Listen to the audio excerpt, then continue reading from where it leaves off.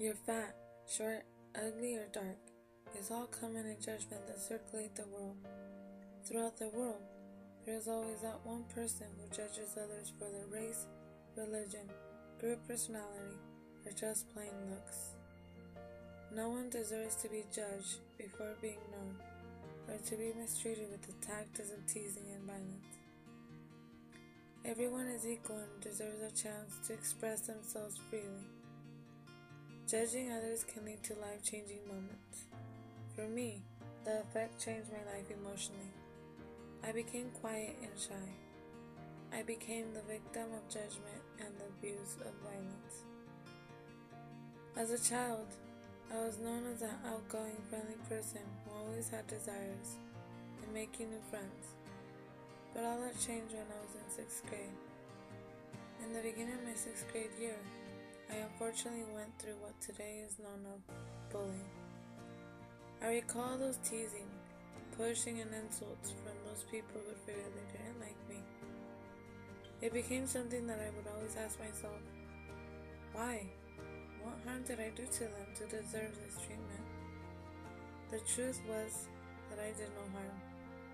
It was them who enjoyed feeling superior to me. When the teasing and pushing occurred, I just stayed quiet, pretending it didn't hurt me at all. Although it wasn't true, I had my secrets that inside I felt horrible, and I just wanted to disappear. It tore me apart to think I was that person in which I had to deal with this. Like every kid who was getting bullied, I never felt the nerve to tell my parents or any adult what was going on. I believe it was something passive and would soon go away. Yet, that wasn't the case.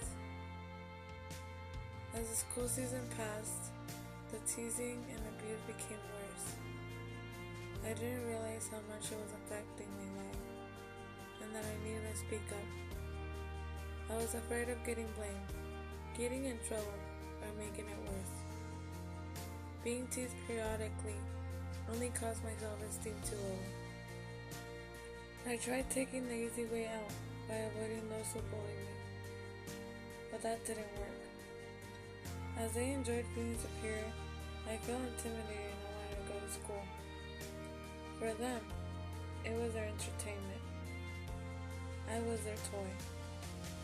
It soon became obvious that I was being bullied, either because I was bruised or scraped within my body, or just my personality was changing. I became isolated, and which was strange for my parents, because they would always see me as that cheerful person who always seemed to be smiling and laughing.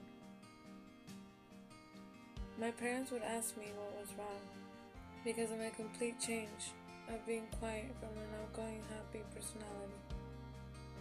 My reply back would be, nothing, because I didn't want to worry them.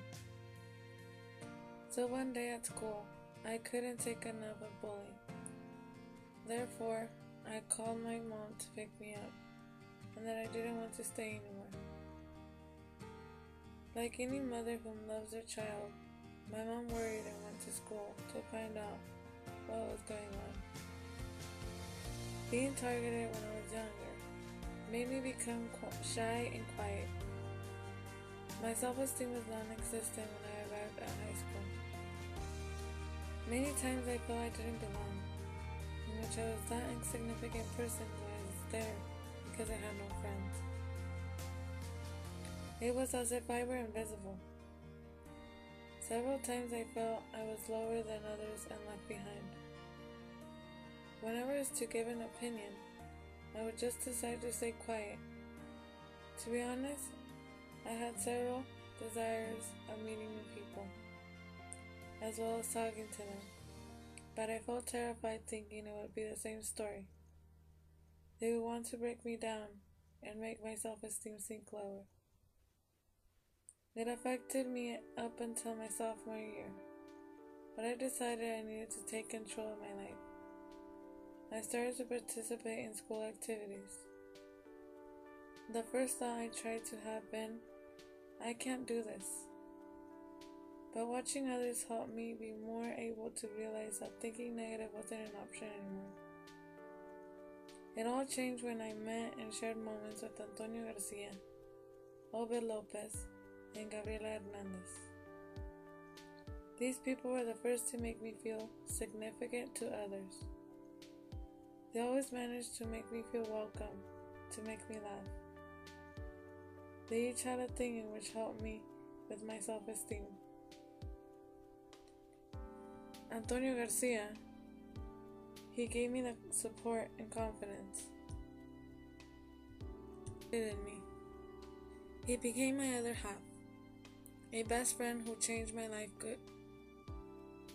Obed Lopez has become an older brother and a great friend that will look after me and whom I can trust. Gabby, I will always remember her as a strong person who I admire. She taught me to look up and never give up in life. She gave me the friendship I'd always wished for. She became an important part of my life, my best friend. Today I'm willing to be outgoing and talk to more people. I'm proud to say that my self-esteem is better than it was before. I found who I used to be and I ignore the ignorance of bullying.